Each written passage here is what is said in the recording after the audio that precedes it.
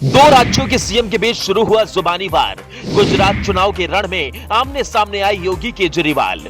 1 और 5 दिसंबर को गुजरात में चुनाव होने को है, जिसका परिणाम 8 दिसंबर को आने वाला है। ऐसे में भाजपा के तमाम दिग्गज वहां डटे हुए हैं।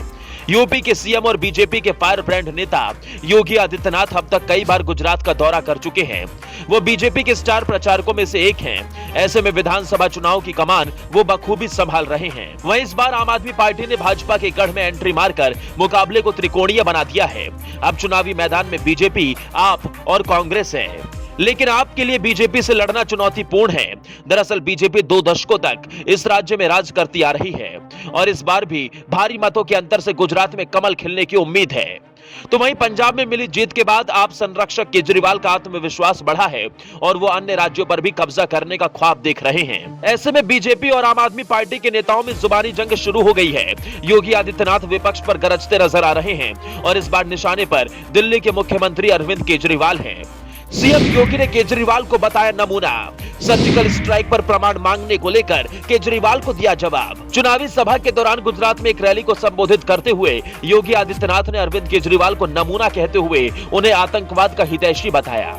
उन्होंने कहा केजरीवाल अयोध्या में राम मंदिर का विरोध करते हैं और जब सेना पाकिस्तान में घुसकर सर्जिकल स्ट्राइक करती है तो वो सबूत मांगते हैं।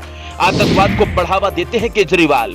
योगी आदित्यनाथ के बयान पर किया पलटवार। चुनावी सभा के दौरान योगी आदित्यनाथ ने कहा कि आतंकवाद और भ्रष्टाचार का बढ़ावा देने वालों को वोट देकर अपने वोट को कलंकित ना करें।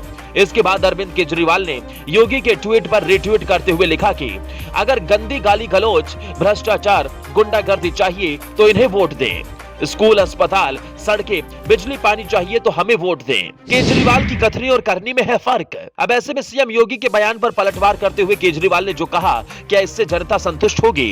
क्योंकि जिन मुद्दों को लेकर केजरीवाल जनता से वोट मांग रहे हैं, उन मुद्दों पर बीजेपी पहले से काम कर रही है और जिस अपराध और गुंडागर्दी को खत्म करने का केजरीवाल दावा कर रहे हैं, वो गुजरात में अन्य राज्यों की तुलना में बेहद कम है। जी हां, एनसीआरबी की रिपोर्ट के मुताबिक गुजरात का क्राइम रेट 11.9% है, वहीं देश का क्राइम रेट 30.9% है।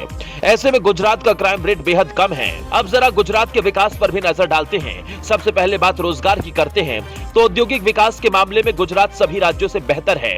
यहाँ रोजगार के नए नए अवसर मिलते हैं।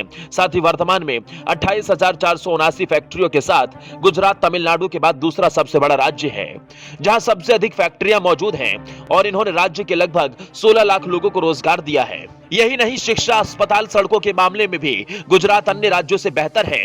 इसलिए केजरीवाल अपने इस नारे की बदौलत यदि वोट मांगते हैं तो गुजरात में जीत की राह आसान नहीं होगी, वो भी तब जब उनके खुद के 32 प्रत्याशी दागी हों। अब जो पार्टी भ्रष्टाचार और गुंडागर्दी खत्म करने की बात करती है, उसी ने सबसे अधिक आपराधिक छवि के लोगों को उम्मीदवार बनाया है।